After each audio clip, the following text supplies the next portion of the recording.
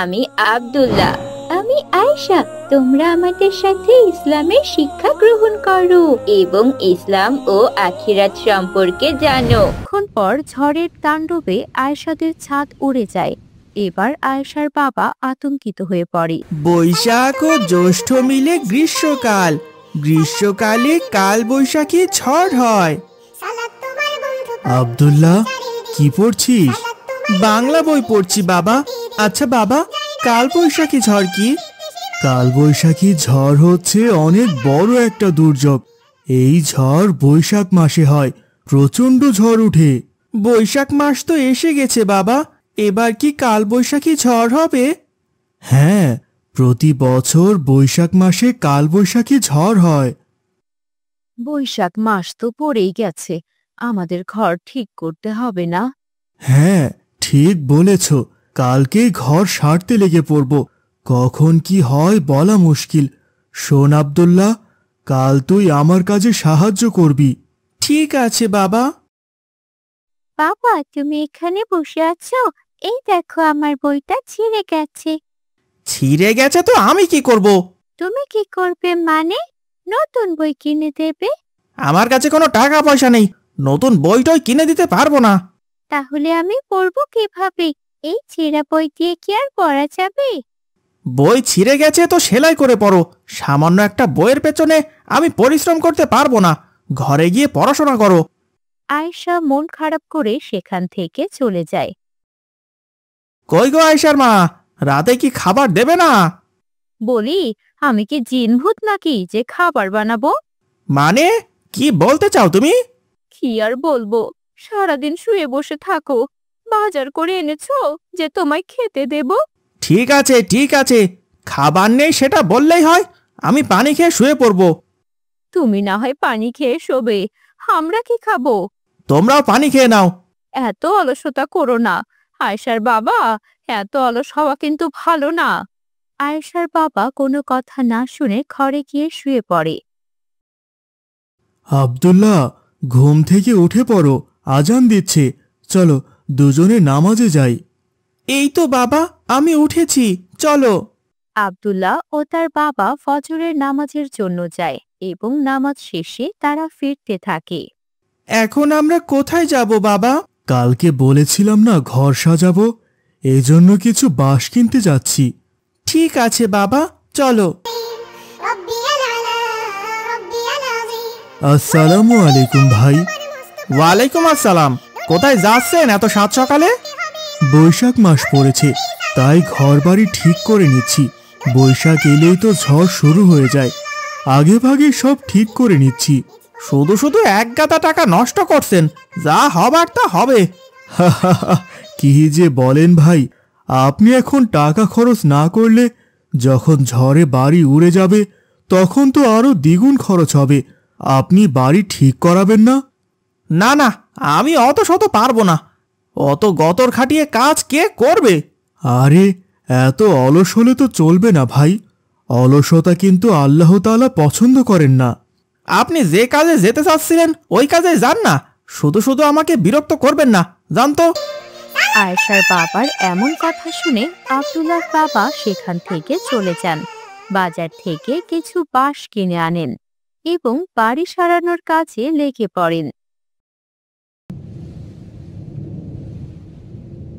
মা, অনেক বাতাস শুরু হয়ে গেছে, মনে হচ্ছে এখনই ঘর ভেঙে যাবে। কান্না করিস না মা, সব ঠিক হয়ে যাবে। এই, তোরা চুপ করবি? কানের কাছে শুধু ঘ্যান ঘ্যান, কিচ্ছু হবে না। কিছুক্ষণ পর ঝড়ের তাণ্ডবে আয়েশাদের ছাদ উড়ে যায়। এবার আয়েশার বাবা আতঙ্কিত হয়ে পড়ে। আয়েশার কথাই তো সত্যি হলো, আমাদের ঘরের চাল তো উড়ে গেল। এখন এই ঝড় বৃষ্টির দিনে আমরা থাকবো কি করে?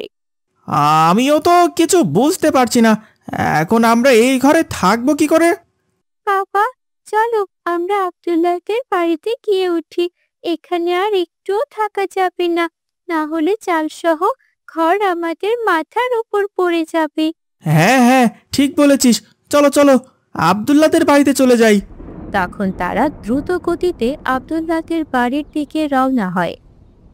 আব্দুল্লাহ, দরজা খোলো। কে কে বাইরে? ভাবি, একটু দরজা খুলুন, আমরা খুব বিপদে পড়ে এসেছি। বিপদের কথা শুনে আব্দুল্লাহর মা তড়িঘড়ি করে দরজা খুলে দেয়। এ কি, আপনারা আসুন আসুন, ভেতরে আসুন। আরে ভাই, আপনারা এত রাতে ঝড়ের মধ্যে বাহিরে কেন বেরিয়েছেন? আর বলবেন না ভাই, আমাদের ঘরের ছাদ উড়ে গেছে, হয়তো এতক্ষণে ঘরটাই ভেঙে পড়েছে। আমরা আর কোনো আশ্রয় না পেয়ে এখানে চলে এসেছি। ইন্না নিল্লাহ, এটা তো খুবই খারাপ সংবাদ। আপনাকে আমি আগেই বলেছিলাম ঘর সারিয়ে নিন। ঘর ঠিক করলে আজকে এইভাবে বিপদে পড়তে হতো না। আমি কি কম বলেছি? কত করে বললাম, উনি খুব অলস, অলসতার জন্যই আজ এই পরিণাম। এখন আমি কি করব? আমার হাতে তো টাকাও নেই, ঘর সারিয়ে তুলবো কিভাবে? আমি কি একা ঘর ঠিক করতে পারবো? বাবা, চিন্তা করবেন না, আমরা আছি কি জন্য? বিপদে যদি প্রতিবেশীর সাহায্যই করতে না পারলাম, তাহলে আমরা প্রতিবেশী কেন? আপনি আমাকে সাহায্য করবেন? হ্যাঁ, অবশ্যই সাহায্য করব। ঝড় কমলে কাল সকালে আমরা সবাই মিলে আপনার বাড়ি ঠিক করে দেব। পরদিন আব্দুল্লাহ ও আরো কিছু প্রতিবেশী মিলে আয়েশাদের বাড়ি মেরামত করতে শুরু করে। সবার সহযোগিতায় কিছুক্ষণ পরেই আয়েশাদের ঘর আবার ঠিক হয়ে যায়। এই নিন, আপনার বাড়ি ঠিক হয়ে গেছে। এখন নিশ্চিন্তে ঘরে থাকতে পারবেন। আপনাকে অনেক অনেক শুকরিয়া। না না, শুকরিয়া দিলে হবে না। আপনি কথা দিন যে আর এমন করবেন না। কি হতো যদি ঘরটা আপনাদের মাথায় পড়ে যেত? সবাই তো মরে যেতেন। আপনার অলসতার জন্য তিনটে প্রাণ চলে যেত। হ্যাঁ, আমি বুঝতে পেরেছি, অলসতা করা একদম উচিত হয়নি। কোনো কাজেই কখনো অলসতা করা উচিত না। এই তো বুঝতে পেরেছেন, আর কখনোই অলসতা করবেন না। আগেই তো বলে দিয়েছি, অলস ব্যক্তিকে আল্লাহ তাআলা কখনোই পছন্দ করেন না। আমি আব্দুল্লাহ। আমি আয়েশা। তোমরা আমাদের সাথে ইসলামের শিক্ষা গ্রহণ করো এবং ইসলাম ও আখিরাত সম্পর্কে জানো। একে অপরকে রং লাগাবো। ভুলে গেছো? না না, আমরা ভুলিনি, তবে আমরা চাই না তুমি রং নিয়ে খেলো। সে কি কথা? আজ তো পহেলা বৈশাখ, কত আনন্দের দিন আজ। আর তোমরা কিনা বলছো রং না লাগাতে? তা কি করে হয় বলো তো? আমাদের ভুলে গেলে চলবে না, আমরা মুসলিম। আমাদের ধর্মে কখনো এসব সমর্থন করে না, না। আজ পহেলা বৈশাখ, নতুন দিনের নতুন ভোর। আর আজ বৈশাখের বাতাসে যেন রং ছড়িয়ে আছে। তবে এই পহেলা বৈশাখ উদযাপন করা কি সকলের জন্য ঠিক? ভোরবেলা আব্দুল্লাহ বসে ওযু করছে। তখনই আয়েশা পেছন থেকে আব্দুল্লাহকে ডাকে। আব্দুল্লাহ, তাড়াতাড়ি এসো, দেখো আজ মা আমাদের জন্য নতুন জামা এনেছি। আজ তো পহেলা বৈশাখ, তুমি কি ভুলে গেছো? আলহামদুলিল্লাহ, নতুন জামার কথা শুনে বেশ ভালো লাগলো। নতুন জামা পরবো ঠিকই, তবে ফজরের নামাজটা কি তুমি পড়েছো আয়েশা? ও না, আমি তো ভুলেই গেছিলাম আব্দুল্লাহ। আর এভাবে সবসময় এত কড়াকড়ি করো না তো, ভালো লাগে না একদম। কড়াকড়ি নয় আয়েশা, এই তো নতুন বছরের আজ প্রথম দিন। আমরা যদি এই দিনটা নামাজ দিয়ে শুরু না করি, তাহলে পুরো বছরের দিকটাই তো আঁধার হতে পারে, তাই না? আমরা তো সব সময় শুনে আসি, বছরের প্রথম দিন যদি ভালোভাবে শুরু হয়, তবে আল্লাহ তাআলা আমাদের জন্য পুরো বছরেই ভালো কিছু রাখবে। তাই আমাদের উচিত আজ শুরুটা নামাজ দিয়ে করা। তখনই মা আমেনা এসে তাদের পাশে বসে। বাবা আব্দুল্লাহ একদম ঠিক বলেছে, আনন্দ করো, মেলা যাও, পান্তা খাও, কিন্তু আমাদের ইসলামী পরিচয় ভুলে গেলে চলবে না। এই আনন্দ যদি আমাদের ঈমান থেকে দূরে নিয়ে যায়, তবে সে তো ক্ষতিই। তাই আমাদের আগে ঈমান, আগে আমাদের ধর্ম ইসলাম, বুঝেছো? আমাদেরকে যেন হারামের দিকে ধাবিত হতে না হয়, তা খেয়াল রাখতে হবে। তা ঠিক আছে আম্মি জান, তবে অহনা বলেছে তারা মুখে রং লাগাবে, পাখি ওড়াবে, সুর করে গান গাইবে, তাহলে এইসব হারাম না তো? না মা, সবকিছু হারাম নয়। ইসলাম আনন্দের বিরুদ্ধে নয়, কিন্তু ইসলাম আমাদের সীমার মধ্যে থাকতে বলে। গান যদি অশ্লীল হয়, নারী পুরুষ মিশ্র থাকে তবে তো তা হারাম হবেই, তাই না? আর তার জন্য যদি আমরা নামাজ ভুলে যাই তবেই তো সমস্যা। সকাল সকাল দাদি চায়ের কাপ হাতে নিয়ে বসে আছেন বারান্দায়। দাদিকে বসে থাকতে দেখে আব্দুল্লাহ আয়েশা গিয়ে পাশে বসে। দাদি, আপনি এখানে একা একা বসে কি ভাবছেন? হ্যাঁ, আমারও তো তাই মনে হচ্ছে। ভাবছি তোমাদের সময়ে তো অনেক কিছু পাল্টে গেছে। আমাদের সময়েও পহেলা বৈশাখ হতো, তবে ঘরে ঘরে দোয়া হতো, হুজুর আসতেন, কেউ সূরা ইয়াসিন পড়তো, আবার কেউ বা গরিবদের খাওয়াতো। দাদি, এখন তো এসব কেউ করে না, সবাই রাস্তায় যায়, কনসার্টে যায়। দাদি, আমরা যাব না? হাসি আনন্দ বাদ দিও না, তবে রাস্তার কনসার্টের নাম করে যদি নারীদের সম্মান হারায়, গান বাদ্য আমাদের অন্তর কালো করে, তবে তো সেই আনন্দ আমাদের জন্য বিষ হয়ে যায়। আচ্ছা দাদি, পয়লা বৈশাখ কি ইসলাম বিরোধী? হ্যাঁ, আল্লাহ তাআলা আমাদের জন্য শুধু দুটি উৎসব বরাদ্দ করেছেন, তা হলো রোজার ঈদ ও কুরবানির ঈদ। পহেলা বৈশাখ পালনের নামে বেপরদা, বেহায়াপনা, মাতলামি করা সম্পূর্ণরূপে হারাম। ইসলামের দৃষ্টিতে নওরোজ বা যে কোনো ধরনের নববর্ষ পালন করা হারাম ও বিদআত। পহেলা বৈশাখ পালনের ইতিহাস ইসলামের সাথে সম্পৃক্ত নয়, এটা পালন মুসলমানদের কাজ নয়। তাহলে কি আমরা এই দিনে আনন্দ করব না? আনন্দ করে নিজ নিজ ঘরে, অন্যদের সাথে মাতামাতি নয়, কোনো গান বাজনা নয়। আব্দুল্লাহ ও আয়েশা যখন মাঠের দিকে যাচ্ছিল তখনই তাদের অহনার সাথে দেখা হয়। রাস্তায় অহনা রং নিয়ে দাঁড়িয়ে আছে, মুখে হাসি। তোমরা এসেছো? আমি তোমাদের জন্য সেই কখন থেকে অপেক্ষা করছি। আমাদের জন্য অপেক্ষা করছো? কিন্তু কেন অহনা, ঘুরতে যাবে বুঝি?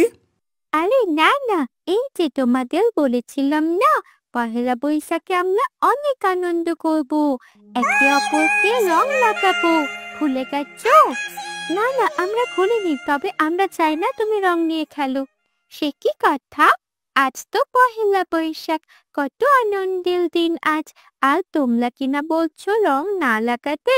তা কি করে হয় বলো তো?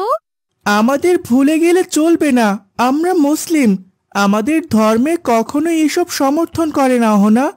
আনন্দের নামে একে অপরের গায়ে রং লাগানো বা গান বাজনা করা, এ যে আমাদের ঈমানের ক্ষতি। কিন্তু আব্দুল্লাহ একদম ঠিক বলেছে অহনা, চলো আমরা এমনি ঘুরে ফিরে আনন্দ করি, এইসব রং বা গান বাজনা বাদেও আমরা আনন্দ করতে পারবো। আচ্ছা ঠিক আছে, চলো তবে তাই করি। এই বলে আয়েশা, অহনা, আব্দুল্লাহ এগিয়ে যায় মাঠের অপর দিকে। অন্যদিকে রাসেল মাঠে ছোট ছোট ছেলে মেয়েদের নিয়ে পান্তা ও ডাল ভাত বিতরণ করছে। রাসেল ভাই, তুমি না আগের বছর ঢাকায় গিয়ে মেলায় ছিলে? হ্যাঁ তাই তো রাসেল ভাই, তুমি কবে এলে? সেই আমিও ছিলাম বেখে আলী, মেলায় গিয়ে নামাজ মিস করেছি। হারাম গানে মাতালদের ভিড় দেখে বুঝলাম এই আনন্দে বরকত নেই। এবার আল্লাহর রহমতে আমি এখন বদলেছি। আল্লাহ হিদায়াত দান করেছেন ভাই, এটা বড় নিয়ামত। এবার কি আয়োজন করছো? ছোটদের নিয়ে কোরআন প্রতিযোগিতা, গরিবদের জন্য খাবার বিতরণ, বিকেলে হুজুর আসবেন নসিহত দিতে। তোমাকে দেখে মনে হচ্ছে বৈশাখ মানে কেবল লাল সাদা জামার রং না, কিছু গানের রঙও থাকা দরকার। একদম ঠিক বলেছ আয়েশা, ওসব গান বাজনা করে আমরা আমাদের ঈমান নষ্ট করি। আর এই পহেলা বৈশাখ আমাদের জন্য হারাম। তবে নতুন বছরের নতুন দিন হিসেবে আমরা সবাইকে নিয়ে এইরকম আয়োজন তো করতে পারি, কি বলো তোমরা? হয়তো এটাই ভালো, সবাই খুশি হলো আর আমাদের ঈমানও নষ্ট হলো না। হ্যাঁ একদম ঠিক, এসো তোমরাও আমার সাথে আনন্দ ভাগ করে নেবে। হ্যাঁ হ্যাঁ তাই চলো। গ্রামের পুকুর পাড়ে গাছের ছায়ায় প্যান্ডেল, আর সেখানে লোকজন বসে আছে। মাইক ছাড়াই হুজুর শান্তভাবে কথা বলছেন। ভাই ও বোনেরা, আমরা বাঙালি, আমাদের ঐতিহ্য আছে, সংস্কৃতি আছে। ইসলাম কোনো সংস্কৃতির বিরোধী নয়, বরং তা শুদ্ধ করে। আমরা পহেলা বৈশাখ পালন করব, তবে আল্লাহকে স্মরণ করে। গান নয়, জিকির হবে। অপচয় নয়, দান হবে। নারীর সম্মান রক্ষা করে চলবে আনন্দ। দেখেছো, আমার কথা মিলেছে তো? হ্যাঁ দাদি, আজ রাসেল ভাইয়াও আমাদের তাই বলেছে। তাই নাকি রাসেল? বেশ বড় হয়ে গেছিস তাহলে, ভালো মন্দ বুঝতে শিখেছিস দেখছি। কি যে বলো না দাদি, শহরে যখন ছিলাম তখন এসব নোংরামিতে মেতে থাকতাম, এসব বুঝতাম না, তবে এখন বুঝতে শিখেছি। আলহামদুলিল্লাহ, আল্লাহ তাআলা হেদায়েত দান করেছেন। জি দাদি, আলহামদুলিল্লাহ। রাতের বেলা সবার হাতে মোমবাতি, চারদিকে অন্ধকারে আলোর রেখা। কি সুন্দর দেখাচ্ছে চারদিক, এই যেন এক অন্যরকম দুনিয়া। সবার মনে শান্তি, সবাই হাসি খুশি। আব্দুল্লাহ, আজকে পহেলা বৈশাখটা যেন একদমই অন্যরকম ছিল, তাই না? হ্যাঁ আয়েশা, আনন্দ ছিল, আল্লাহর ভয়ও ছিল। এটিই তো আলোর পথ। যেখানে ঈমান থাকে সেখানে আনন্দেও বরকত নামে। তাই আমাদেরকে সব কিছু মাথায় রেখে চলতে হবে। আনন্দে মাতামাতি করতে গিয়ে আমরা যে ইসলাম ভুলে যাই। জি দাদি, আমরা এখন থেকে খেয়াল রাখবো। যাই হোক না কেন, আমরা আমাদের ঈমান ভুলবো না। আলহামদুলিল্লাহ। নতুন বছর আসুক বরকতে, শুদ্ধতায়। আসুন আমরা আনন্দের সাথে দায়িত্ব ও দিনের আলো মিলিয়ে পথ চলা শুরু করি, আজ থেকেই, এখন থেকেই। আজকে অনেক পড়া, তাড়াতাড়ি পড়াশোনা শেষ করতে হবে। এই আয়েশা, কি করছিস রে তুই? এই তো পড়াশোনা করছি বোন, কি হয়েছে বল। এই নে, আমার বাড়ির কাজগুলো করে দে, তাড়াতাড়ি করবে কিন্তু।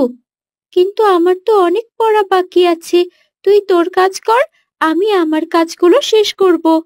যা বলেছি তাই করবি, আমি পারবো না এত কাজ করতে, অনেক পড়া দিয়েছে আজ। তুই আমার কাজটা করে দিয়ে তারপর নিজেরটা কর। না না, আমি পারবো না, এটা করা ঠিক হবে না, নিজের কাজ নিজেকেই করতে হয়। তুই তোর কাজ কর, আমি আমার কাজ করি। করবি না তুই? দাঁড়া। মা, মা, এদিকে আসো তো একটু। কি হয়েছে, ডাকছিস কেন মা? মা দেখো, আমি বলেছি ওকে আমার কাজগুলো করে দিতে, কিন্তু ও দিতেই চাইছে না। আয়েশা, কি শুনছি এসব? মা, আমারও তো অনেক কাজ আছে, যদি আমি ওর কাজগুলো করে দেই তাহলে আমার নিজেরটা কখন করব? আমি এখন নিজের পড়া পড়বো মা। কি এত বড় বড় কথা শিখেছিস? এই সারা, যা ওর খাতা নিয়ে আয়, দেখি ও কি দিয়ে স্কুলের কাজ করে। আমিনার কথা মতো সারা আয়েশার খাতা ও বই নিয়ে নেয় এবং আয়েশাকে ধমক দিয়ে চলে যায়। আয়েশা বসে কান্না করতে থাকে। হে আল্লাহ, কেন তারা আমার সাথে এমন করছে? আমি তো ভুল কিছু করিনি, তুমি আমায় ধৈর্য দাও আল্লাহ, আমি জানি তুমি একদিন সব ঠিক করে দেবে। এই আয়েশা, কি করছিস রে? রান্না কে করবে শুনি? এদিকে আয়, দেখি রান্নার কিছু হয়েছে কিনা। হ্যাঁ মা, বলো কি হয়েছে? আমি না তোকে বলেছি বাড়ির সব কাজ করতে, তাহলে এখনো রান্না হয়নি কেন? তোর বাবা এসে কি খাবে শুনি? মা, আমি তো সব কাজ একা করতে পারবো না, আমি তো এখনো ছোট। মেয়েদের সব কাজ করতে হয় বুঝলি, এখন থেকে কাজ শিখতে হবে, যা কাজে লেগে পড়। তাহলে মা, সারাকেও বলো আমাকে সাহায্য করতে, আমি তো একা এত কাজ করতে পারবো না। না, সারা তোর থেকে অনেক ছোট, ও এসব কাজ করতে পারবে না, তুই কর এসব কাজ। আমার মেয়েকে কষ্ট না দিলে কি তোর পেটের ভাত হজম হয় না? আমি তা বলতে চাইনি মা। যা যা বলছি তাই কর গিয়ে, কোনো অজুহাত দিবি না, কাজে মন দে, তোর বাবা একটু পরেই চলে আসবে। আর শোন, বাপ আসলেই ন্যাকামি শুরু করবি না, বুঝলি? আমি কি আমার বাবার সাথে একটু কথাও বলতে পারবো না? এত কথা বলে কি হবে শুনি? যা দেখি, যা রান্নাঘরে যা, এত কথার উত্তর দিতে পারবো না। মায়ের কড়া কথা শুনে আয়েশা রান্না করতে চায়।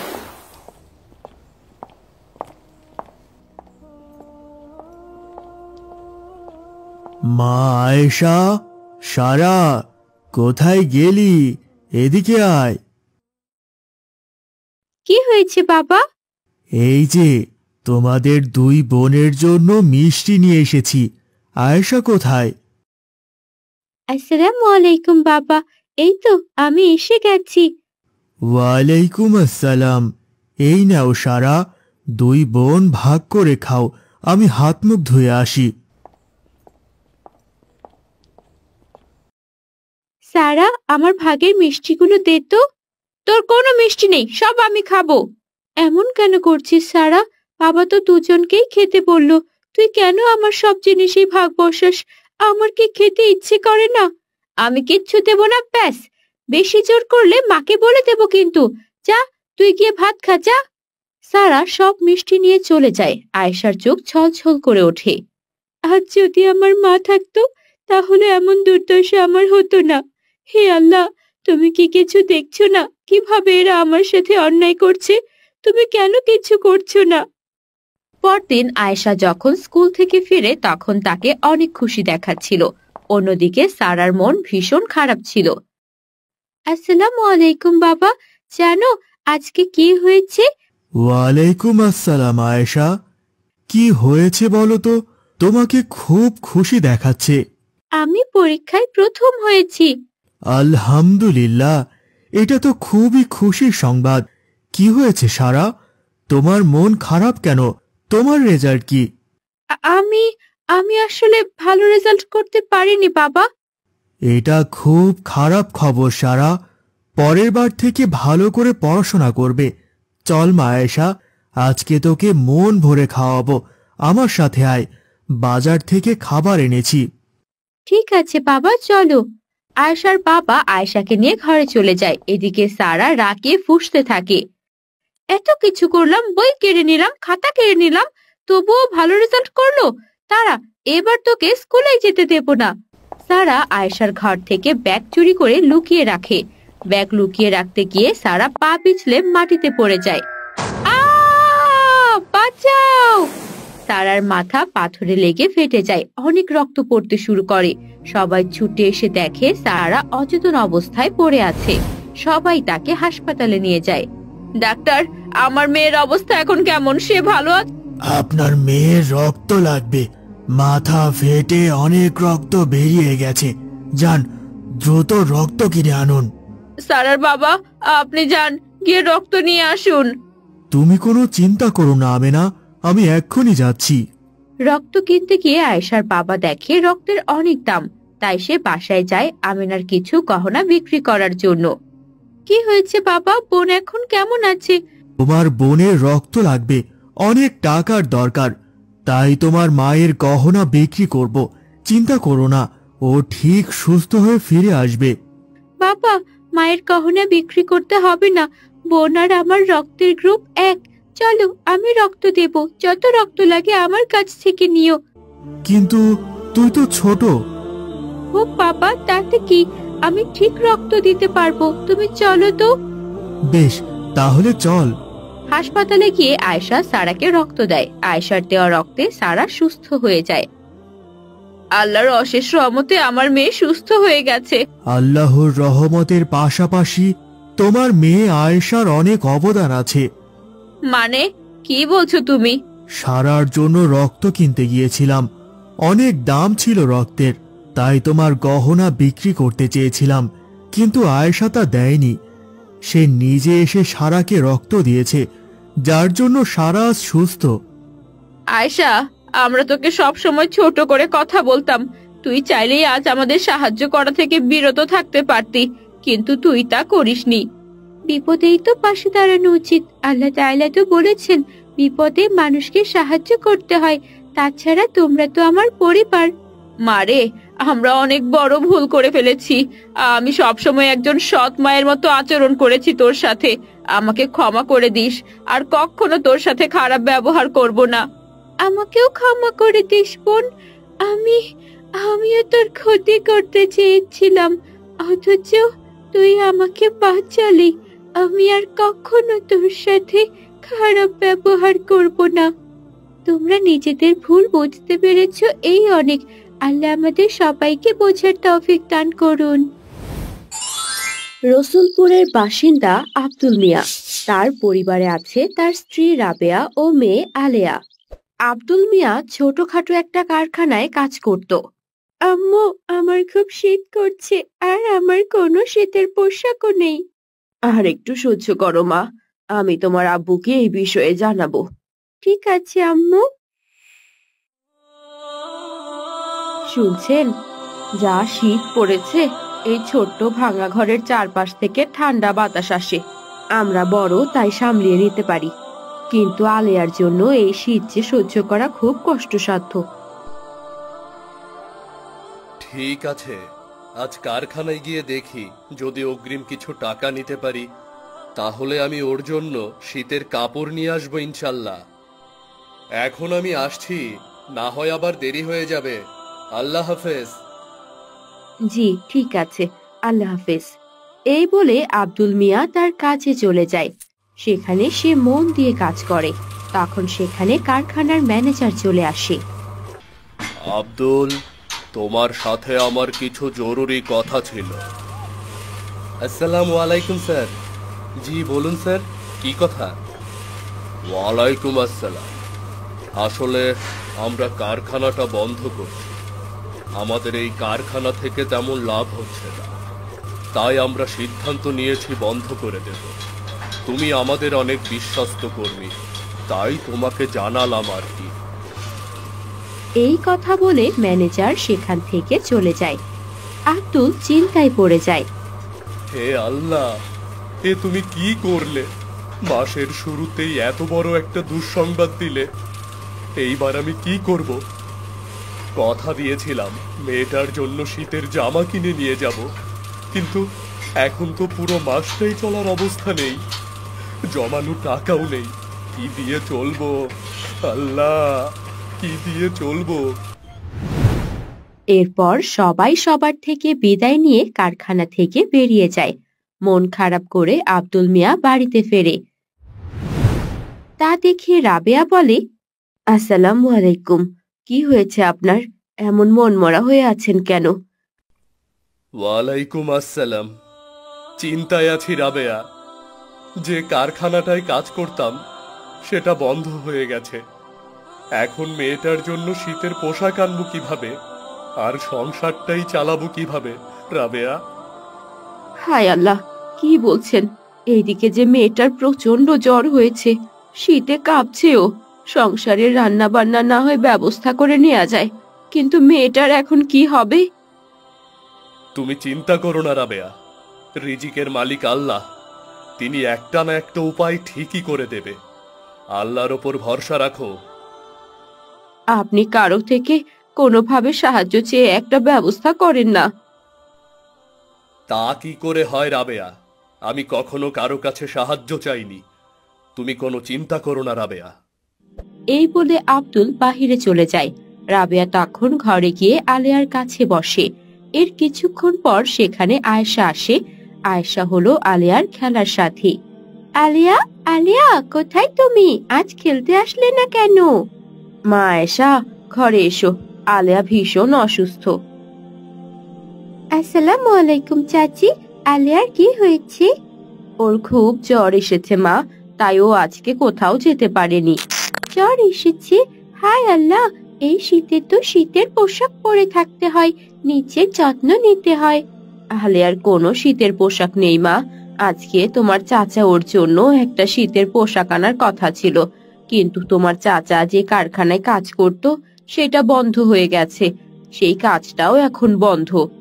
আল্লাহর উপর আস্থা রাখুন চাচি, আল্লাহ তাআলা সবকিছু ঠিক করে দেবেন ইনশাআল্লাহ। আলিয়াও খুব জলদি সুস্থ হয়ে যাবে। এখন আমি আসছি চাচি, আল্লাহ হাফেজ। এই বলে আয়েশা আলিয়াদের বাড়ি থেকে চলে যায়। আয়েশা তাড়াতাড়ি করে তাদের বাড়িতে যায়। আম্মুজান, আমি আজ আলিয়াদের বাড়িতে গিয়েছিলাম, কারণ আলিয়া আজ আমাদের সাথে খেলতে আসেনি। কিন্তু আলিয়াদের বাড়িতে গিয়ে দেখলাম আলিয়ার অনেক জ্বর হয়েছে, আর চাচি বলল আমাকে যে আলিয়ার কোনো শীতের পোশাকই নেই। তার সাথে চাচা যেখানে কাজ করত সেই কাজটাও নাকি আর নেই, কারণ কারখানাটা বন্ধ হয়ে গেছে। ইন্না লিল্লাহি ওয়া ইন্না ইলাইহি রাজিউন। এই তো দুঃসংবাদ। আয়েশার আব্বু, একবার শুনে যান। কি হয়েছে আমেনা? তোমাকে এত চিন্তিত দেখাচ্ছে কেন? আয়েশা আমাকে এক্ষুনি একটা দুঃসংবাদ দিল। আলিয়ার বাবার নাকি চাকরি গেছে। আলিয়ার বাবা যে কারখানায় কাজ করত সেই কারখানাটা নাকি বন্ধ হয়ে গেছে। আর ওদিকে আলিয়ারও নাকি ভীষণ জ্বর। আর আলিয়ার মা আয়েশাকে বলেছে আলিয়ার নাকি কোনো শীতের পোশাকও নেই। এখন কি করা যায় বলুন তো? আচ্ছা, আমি তো শুনেছিলাম আপনার কোম্পানিতে নাকি লোক লাগবে। আমি বলি, আলিয়ার বাবা একজন বিশ্বস্ত লোক, আপনি তাকে আপনার কোম্পানিতে কাজ দিতে পারেন। হ্যাঁ, আমার কোম্পানির দেখাশোনা করার জন্য একজন লোক প্রয়োজন। আচ্ছা ঠিক আছে, আমি এটা ব্যবস্থা করছি। আর এখন আমি একটু বাজার থেকে আসছি, কেমন? এই বলে রহিম সাহেব বাজারে চলে গেলেন।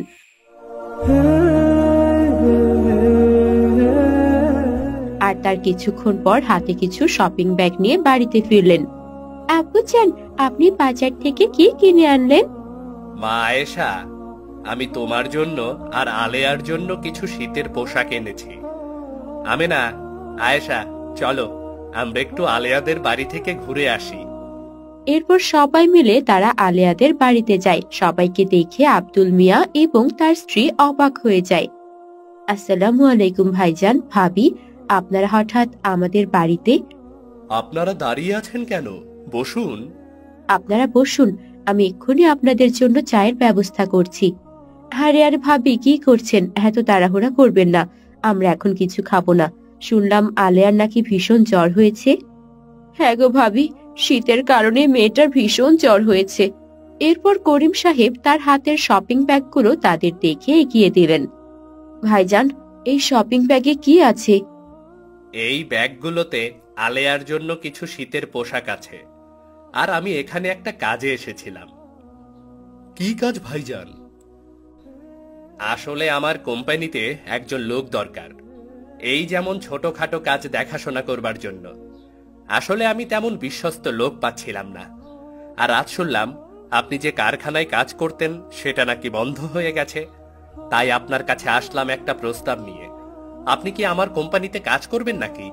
তাহলে দুই ভাই মিলে একটা কোম্পানিতে কাজ করলাম, ভালো হতো না?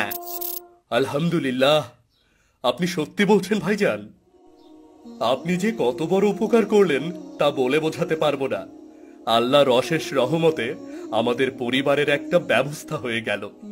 মেয়েটার একটা শীতের পোশাক কিনে দিতে পারছিলাম না, আর আপনি ফেরেশতার মতো চলে এলেন। আপনাকে অসংখ্য ধন্যবাদ ভাইজান, অসংখ্য ধন্যবাদ। ধন্যবাদ জানাতে হবে না ভাইজান, আমাদের জন্য দোয়া করবেন। আর আলেয়া তো আমার মেয়ের মতোই, তাই না? তাই আমাদেরও তো কিছু দায়িত্ব আছে নাকি? যাক সে কথা, ওই শপিং ব্যাগে আলেয়ার জন্য কিছু জ্বরের ঔষধও আছে। সেখানে প্রেসক্রিপশনে লেখা আছে কিভাবে ওষুধ খেতে হবে। আজ তবে আমরা আসি ভাইজান। আলিয়া, তুমি দ্রুত সুস্থ হয়ে ওঠো, কেমন? তারপর আমরা একসাথে খেলবো। আর জানো, আব্বুজান আমার আর তোমার জন্য একই ধরনের শীতের পোশাক এনেছে। ঠিক আছে আয়েশা, আমার জন্য দোয়া করবে। ফি আমানিল্লাহ। চাচি, চাচা, আজ তবে আমরা আসি। ঠিক আছে মা, আবার এসো। ভাইজান, ভাবি, আপনারা কিন্তু আবার আসবেন ইনশাআল্লাহ। ভালো থাকবেন ভাবি, আর আলিয়ার দেখাশোনা করবেন। এই বলে আয়েশারা সেখান থেকে চলে গেল। দেখেছো রাবেয়া, আল্লাহ তাআলা কখনো তার বান্দাদেরকে কষ্টে রাখেন না। তিনি কোনো না কোনো ভাবে তার রহমতের দ্বারা তার বান্দাদের কষ্ট দূর করে দেন। আলহামদুলিল্লাহ।